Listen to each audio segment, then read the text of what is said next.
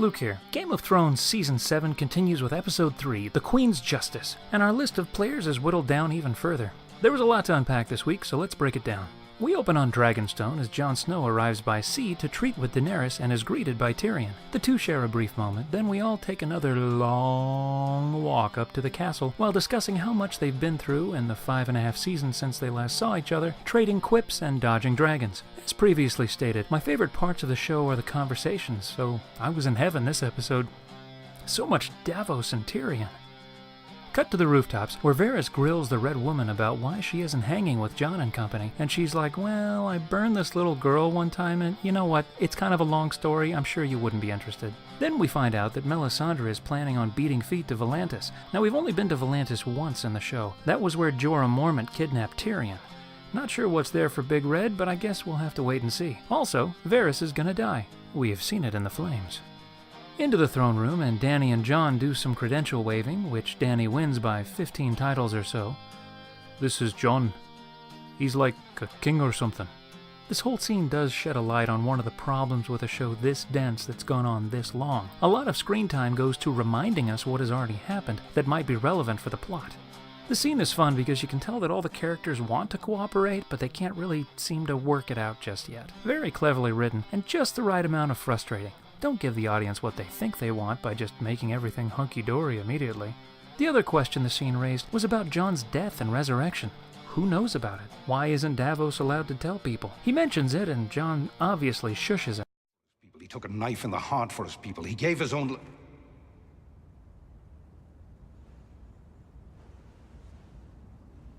Do his people in the North know? I mean, they have to know, right? Otherwise, they just assume he deserted the Night's Watch, the penalty for which is death? He's not dead, so they must know, but it doesn't really get brought up. Does Sansa know? You'd think they would have talked about it. Then Varys interrupts with news of Euron's murder/capture spree, and we jump to Theon being dragged from the water by the Ironborn. We are treated to an explanation for his actions. I couldn't save her. I tried. And they walk away disgusted. And then it's off to King's Landing for the Euron's Day parade. I would hate Euron a lot more if he weren't so funny. He just enjoys being evil so much. Now, I'm annoyed at the Sand Snakes as much as anyone, but I spent their whole march to the Red Keep worried about what kind of torture scene I was going to be subjected to. The anticipation. In the throne room, Cersei promises to marry, or at least bone, Crow's Eye, after the war is won.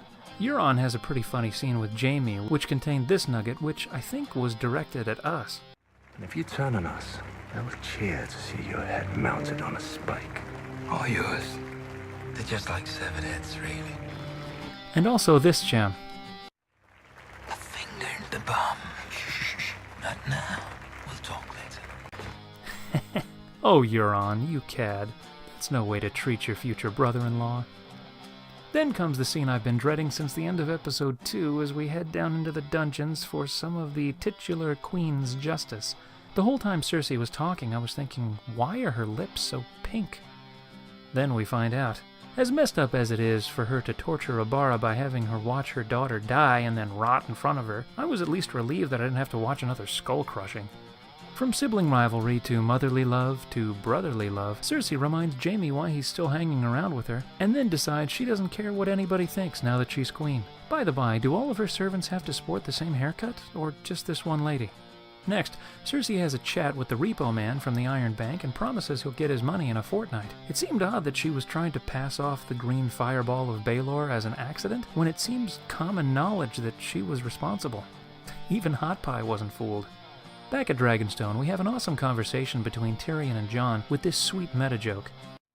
You look a lot better brooding than I do. Tyrion, quite sensibly, reminds Jon that even if what he says is true, it's crazy to ask Dany to just drop everything and rush to the wall. The parallels between Dany and Jon both wanting to protect people were cool, but the final line of the scene where he honestly asks Jon what he can do to help him was a great moment. Tyrion then talks to Dany about letting the Northmen have their obsidian, so they'll go away, still a potential ally, and at least not hinder her war efforts. Dany brings up Davos' slip of the tongue about Jon getting made dead. Tyrion brushes it off. Dany does decide to let Jon mine Dragonstone for Dragon Stones, and we are, so far, still cheated out of an epic alliance of fire and ice. But Jon hasn't gone back to the north yet. Maybe that dragon blood of his will manifest itself in a scene where he connects with a dragon. By the way, where's Ghost? Why didn't Jon bring his direwolf with him? It seems like Jon would have put himself in a better bargaining position, both as a potential ally and potential foe, if he'd brought his own mythical beast, but whatever. Maybe Ghost gets seasick. We wouldn't want him to warg all over the deck. Speaking of Winterfell, Sansa is standing in the same place she always stands, but finally decides to go for a walk and show off how good she is at leading. Littlefinger tells her that Cersei would be trouble, and she sarcastically thanks him for reminding her that the woman who killed her mother, father, and brother was dangerous. But Cersei didn't do any of those things. That was Joffrey on the first count, going well against Cersei's wishes, and Tywin on the second 2 counts. I don't think Cersei even knew the Red Wedding was going on until well afterwards. Anyway, Bran's back, and Mira Reed for a second, scoring slightly less screen time than Bronn in this episode. Brance I have a confab in the Godswood, where he fails to explain what his deal is and creepily tells her she looked pretty when she married her future rapist. It bugs me that he's wearing the Three-Eyed Raven as a title. Wasn't that just his nickname for the last Greenseer, who was called Bloodraven in the books? Why doesn't he call himself the last Greenseer? At least that implies more to the layman than Three-Eyed Raven. Off to Old Town and some more Sam and Jorah. I liked all these scenes, even though logically they make no sense. Archmaester Ebrose was going to send Jorah off the next day. Sam treated him that night, and after having the flesh removed from 1/3 of his body, he's completely healed in time to be allowed to stay at the Citadel? What was in that topical cream? Other than that, I liked all of this. Sam is turning out to be my favorite character, and Ebrose is an awesome addition to the cast. Here's hoping that some of those ancient texts Sam has to transpose are from the Forbidden section. The show ends with 2 assaults, neither of which I have a title card for. Dany's sacking of Casterly Rock and the Lannisters' sacking of Highgarden. Once Dany has been convinced that she can't solve her latest problem by burning it, Tyrion describes how he built all the sewers in the 1,000-year-old stronghold of Casterly Rock that his father built? Huh? And had a secret passage built in, just in case he needed it for plot purposes later in life. Casterly Rock only has a token forest and the new Iron Fleet left behind because everybody else went to Highgarden to wipe out the Tyrells. If you're keeping score at home, this is the 3rd major Westerosi house wiped out so far this season. If they keep this pace, we'll end Season 7 with only 2 houses left. The Bear and the Huntsman Fair. Oh, hi Bronn. Tyrion was just talking about you. The episode ends with Jaime explaining why they abandoned the rock. No gold. Lady Olenna has no regrets, taunts him a bit, takes advantage of Jaime's mercy, drinks to his health, and tells him she arranged the purple wedding. It's unclear what Jaime will do with this info, but I look forward to seeing how Cersei might react when she realizes that she should have tortured and flayed Lady Olenna after all.